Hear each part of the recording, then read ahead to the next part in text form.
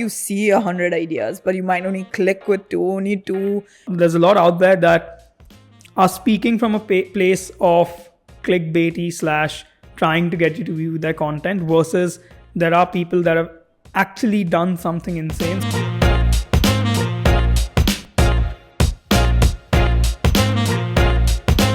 Hello everyone, welcome to the Breaking Uneven podcast. We love to talk shop, uncover the beauty of failures, and play a few games.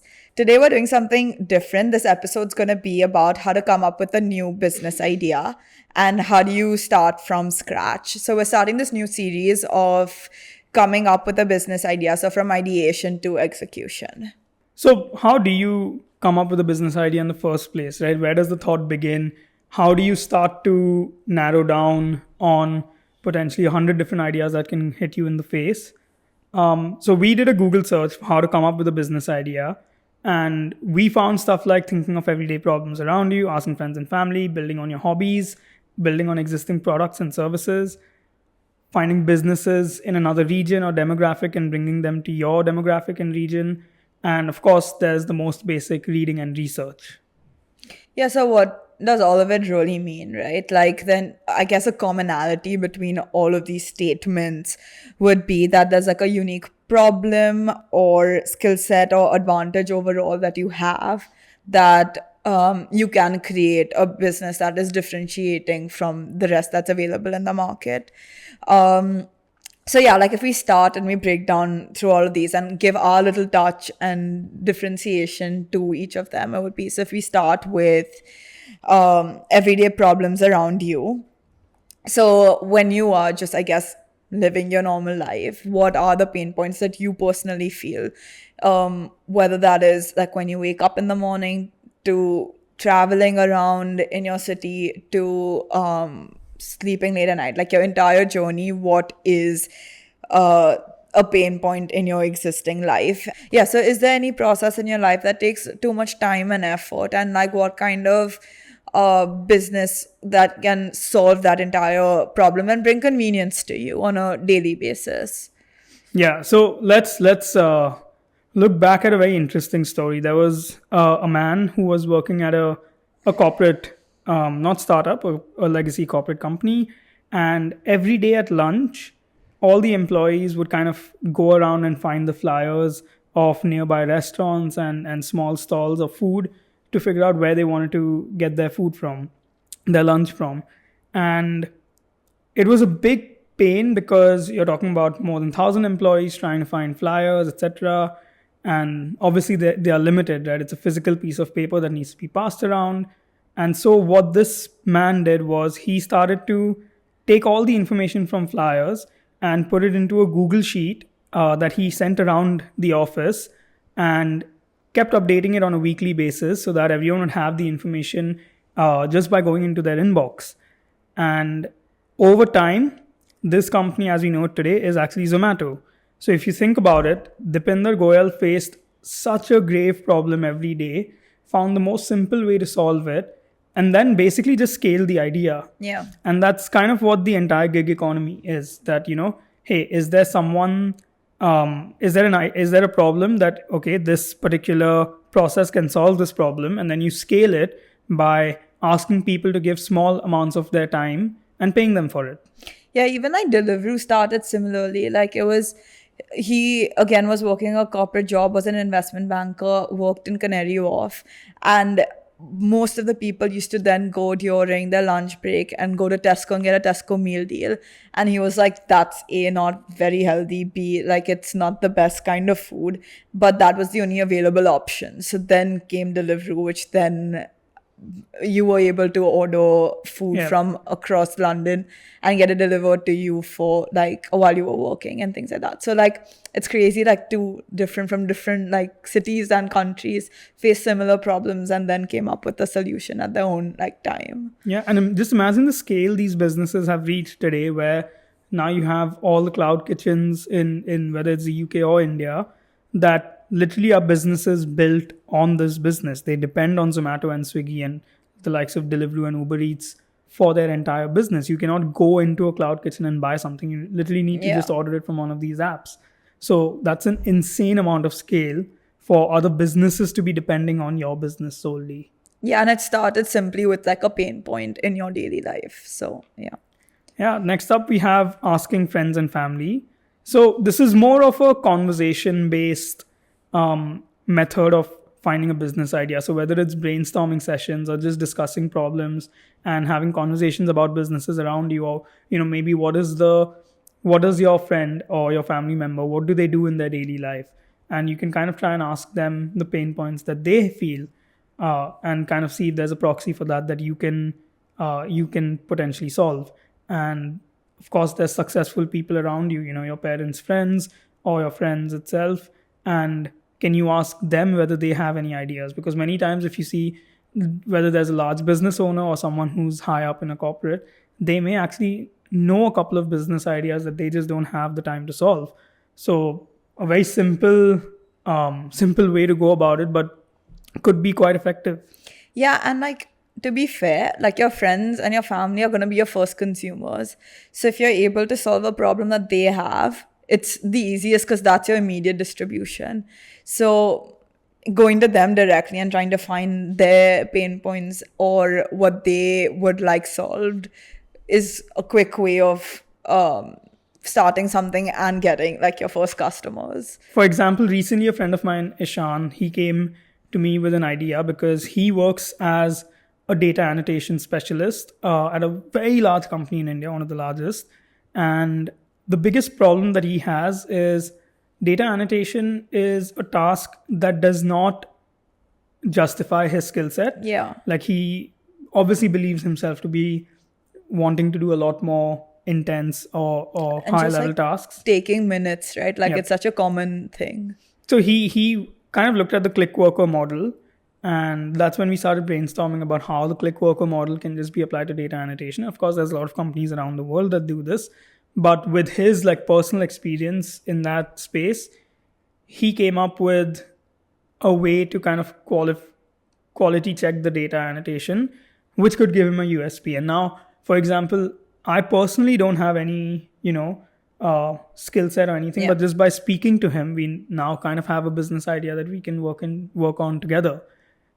So that's a very basic example. Yeah, I think it's just like conversation first. And like on this podcast also, we've had so many like co-founders that are friends, that are best friends or partners. So it starts with just like having that conversation, and then you end up also finding like a co-founder with that entire process. But the next thing is like hobby to businesses. So a lot of people in the creative field, it is interesting to see how they can put their hobby and make that into a business.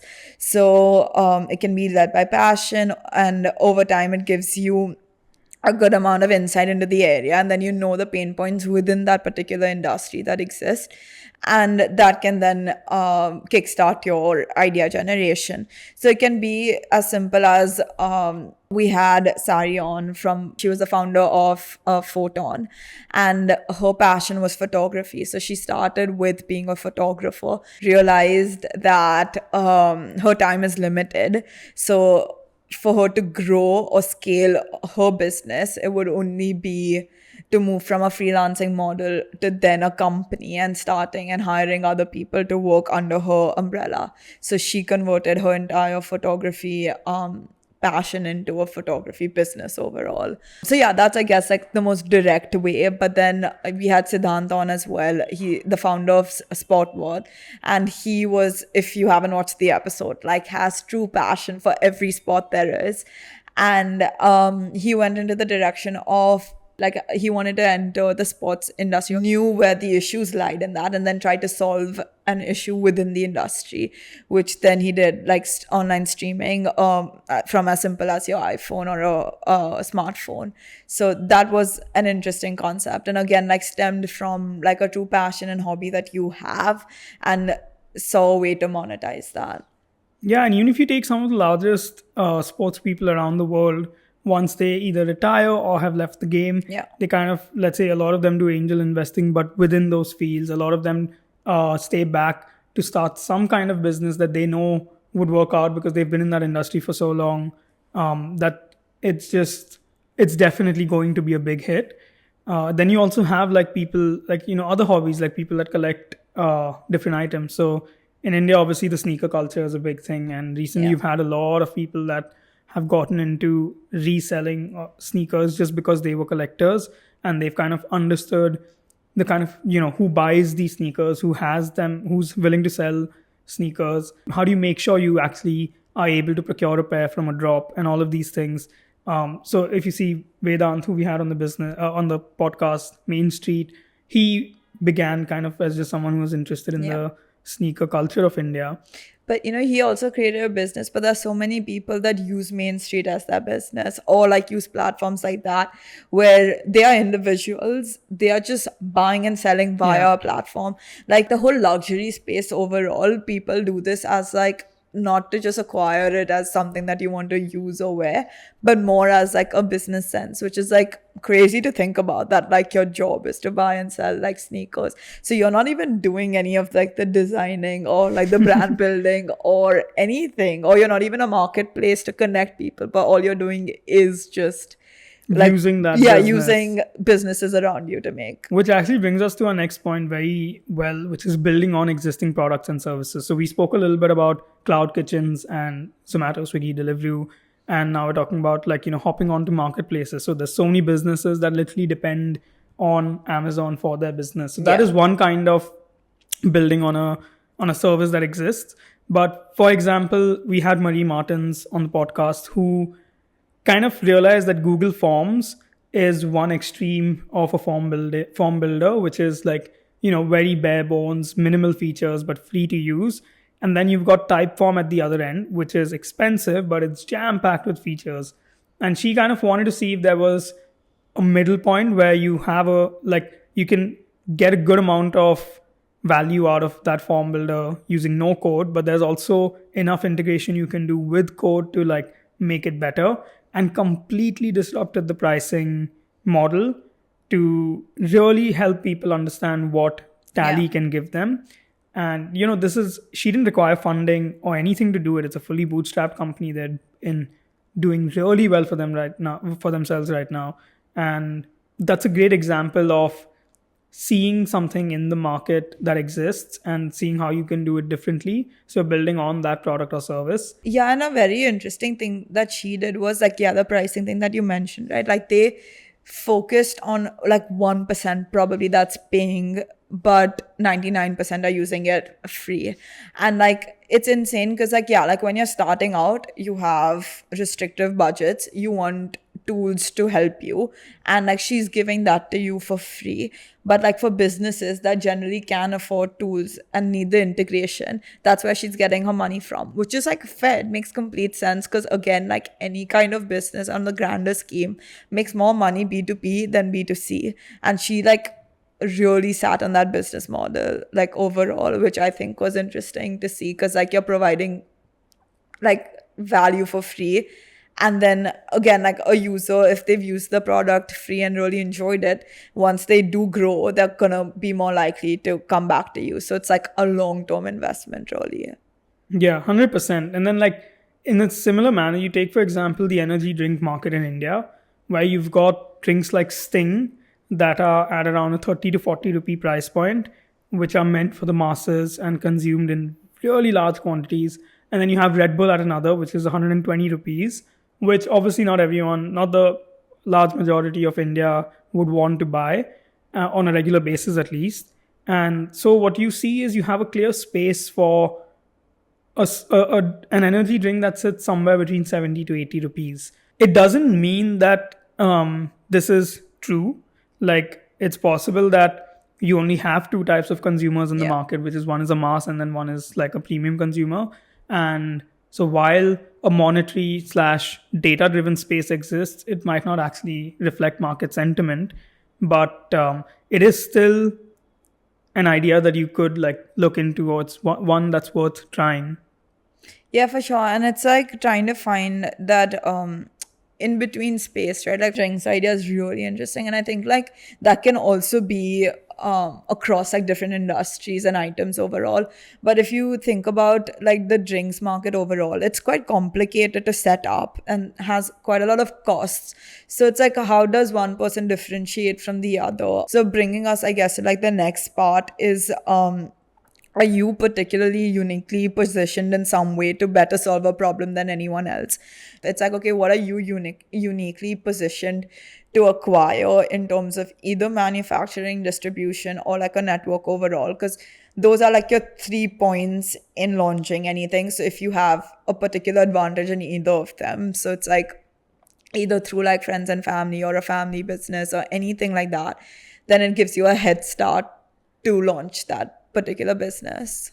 Yeah, like if you see, there's so many people that who have spent a lot of their like early adult life or like late teens, literally just like meeting a lot of people, being really sociable and kind of just building a network of friends, not from the perspective of a business or anything, but eventually you see them reach a point where their like business idea comes from something related to like restaurants or clubs or some kind of promotion, because they know how to reach people, and that is their like unique positioning. So whether like that comes into their network or just the kind of personality they have.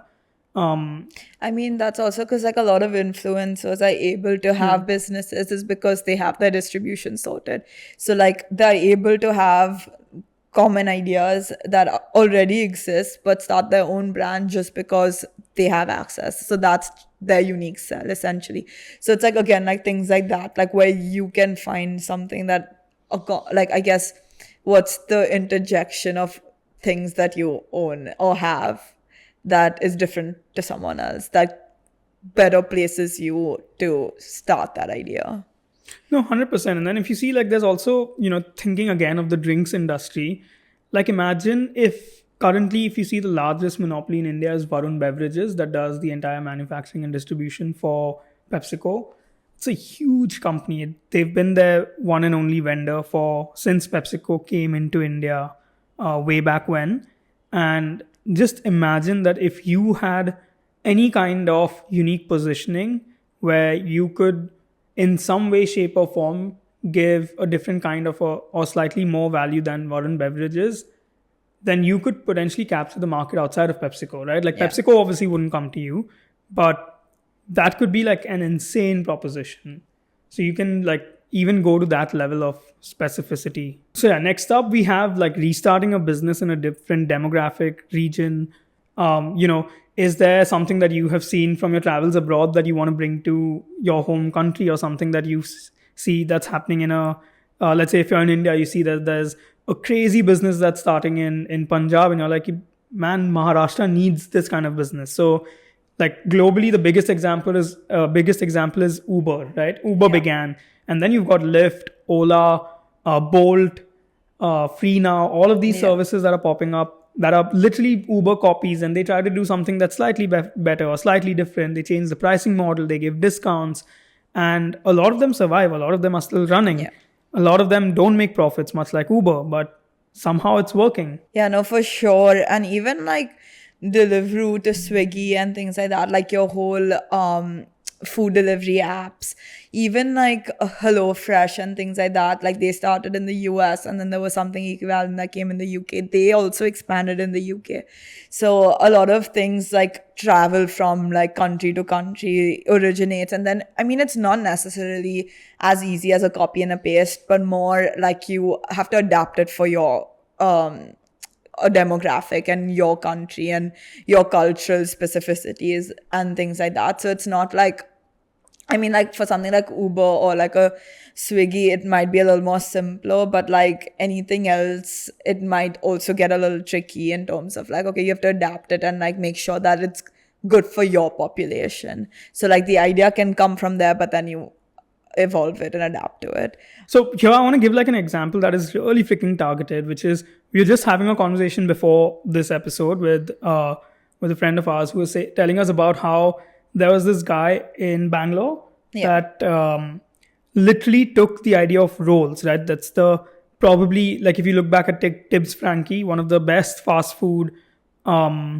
items you can have in India. And so this person saw that, okay, there's so many tech parks coming up in Bangalore. So you've got like at least 2,000 people working in a span of 500 meters, in a radius of 500 meters. And so can you put up a roll shop there that can service their lunch every day? Because at the same time, India saw the shift from people not taking dabbas to the office and just trying to figure out some food nearby. So you've actually come full circle, where you started with Dipinder Goyal, who wanted to do menus for nearby restaurants, moved to Zomato and made deliveries easy. But then for people who want to not bring in a dabba but just want a quick break and food, they're actually going down to the roll shop in their tech park and getting their rolls. And this person also was told to us actually sold that business at a really, really good valuation. Yeah, and like this also like circles back to like the distribution part, right? Like he had access to that like tech park, or he knew that 2,000 people in this area do not have access to a certain kind of food. So he was able to like enter that space. And like, again, there's nothing crazy about starting a rolls company, but it was just the area that he decided to do it in.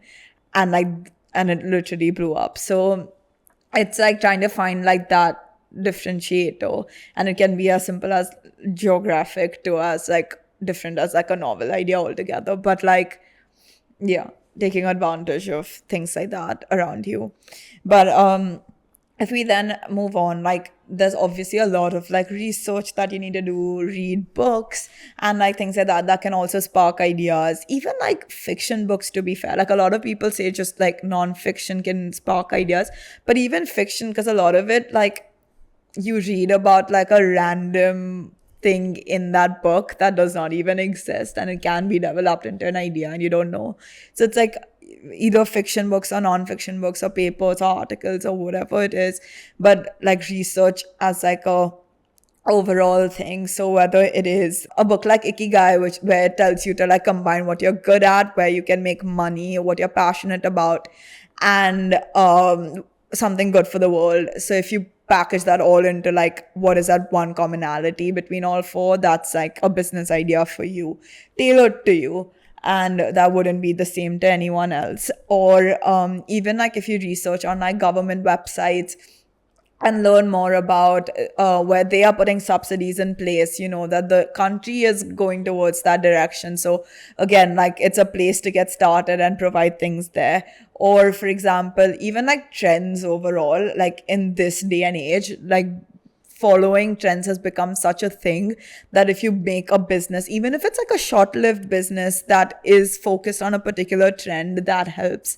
So I heard this on another podcast, Nikhil Kamat's podcast, where the ex-CEO of Myntra, he said that there was not like vitamin C got trendy, but the gap was the size of the bottle. So he like researched where he saw what people were searching for and realized that 100 ml, I think it was 100 ml vitamin C serums weren't available, and that's what people were looking for. So he literally, there was no differentiation, just came up with something that was 100 ml, which current brands weren't doing. And that was where he thrived and made a business out of it. So even like researching trends, either that's like a Google trend, seeing what people are searching, what are the gaps, like looking on Amazon as well, like what are people, there are a lot of websites that also allow you to like analyze trends. So it's like looking at those, seeing that what's the gap between what people are searching versus what is currently in the market, and trying to like find that in between. Another interesting research tip was looking at Trustpilot, looking at an industry within that you're interested in, and at companies that are already there, then looking at the reviews. So looking at 2-star reviews, 3-star reviews, or 1-star reviews. 1-star would ideally be the best, but like then looking at what the consumers are facing, like the issues that they are having with the current people in the market, and then trying to see whether you can provide a product that solves all of these problems. Because again, that audience wants something like that, and it currently does not exist. So things like that, when it comes to like researching and like trending topics, it's like when COVID happened, there were like more COVID specific products and things like that. So as the world evolves, to try and like find things that fit better. Yeah, I want to give a shout out real quick to a book called Lilliput Land by Rama Bajapurkar, which basically, in like 3 words, talks about the great Indian middle class. And what's crazy about that book is our entire lives, right? We've been, or well, at least since we started thinking business, a lot of people say that in India, if you build a mass brand and do it well, you can make a lot of money. And mass brand generally means like appealing to middle class, the great Indian middle class, who are also now kind of touted to be following the American dream of sorts. And she just explains how it is such a misunderstood class of people, both from the way they behave, from their trends, from the kind of monies they spend, where they spend it. And I feel like that amount of insight packed into, I think, some 300 and something pages is so useful if you're going to try and think of a business idea. And in the same way, if you look at like insights, I genuinely believe that there are a few creators out there who do such a good job of telling you how you can go about the process. So I want to caveat this by saying there's a lot out there that are speaking from a place of clickbaity / trying to get you to view their content, versus there are people that have actually done something insane. So for example, I'll take 2 names here, which is CA Sarthak Ahuja. He is a CA, right? So he has a bloody qualification that can speak to whatever advice he's giving. And Arjun Vaidya, who built Dr. Vaidya, sold it. He's an angel investor. He's in the space. He is having these conversations every day. So they give like insane examples of how data-driven means to which you can find businesses in India that are going to see growth. So the energy drink example of something that comes at 70, 80 rupees is actually from Arjun Vaidya. And Sarthak Ahuja talks about like such unique ways to find business ideas. So one of the things is like look at the official Indian Ministry of Commerce exports website and see what the export trends are. Where are the prices rising? Who's exporting what? And in what quantities? Is there something there that you feel like you can make happen in some way, shape or form? Like that entire space where creators are giving ideas. Now, these guys have insane amount of following. And from that following, even if 0.5% of people actually follow through and kind of get engaged in any kind of business, that's a massive boost in entrepreneurship in India. And I don't know if it's good or bad. Like, you never know. I mean, because it can also be like, okay, fine, like there are other people also starting out, so there's competition. But I feel like it's not, again, like, 0.5%, for example, or like, it's also like you see 100 ideas, but you might only click with only two. You might have a way of building or knowledge to build. So yeah, it really depends. And I feel like I've been in a journey of like starting something of my own, and I've probably like gone through this entire list of like how to come up with ideas or like what it is. It started with like my own personal pain points and like trying to figure out how to solve for that. But like, for example, something that I was doing, I couldn't figure out the business model for that, and like ended up again like thinking of another idea, how to develop that further. And a lot of it was to do with like researching like either trends or like listening to people on Instagram, or even like going on Google Trends and trying to find out like whether something that I'm thinking is something that people want, or talking to friends and family. Like I think it was like also like, looking at things that are done abroad and how to like change it and bring it to India. So I feel like overall it's like a culmination of all of this. And like I think even though we're saying it in a very structured manner, I feel like when you like just get into it, like it's a big mess of it all. 100%. I feel like you cannot take one of these methods and believe that you'll end up at a business idea. That's not the way to go about it.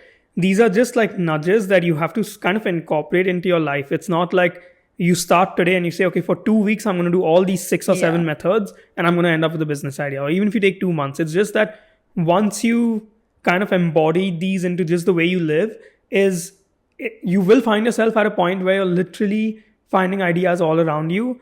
And then you start just focusing on your ability to execute any one of them. And that's when you've got like the golden point. Yeah, I agree with you that it's a mindset thing versus like sitting down and like brainstorming with like a page of paper. Because it like the minute you think about it, like, you think of things around you as business ideas. Like there are so many, like I have a list right now, so that's like dormant, but like there are things that I can't personally execute. Doesn't mean they're bad ideas. It just means like I'm not the right person to do it. So it's like, okay, yeah, trying to find that overlapping, like, okay, like I've thought of an idea, but like how do I actually execute on it? So yeah, I think the minute you like think of business or like get into the mindset of it using the list that we've shared today, hopefully you have like an abundance of ideas, but like, yeah, trying to figure out how to execute would be the next step.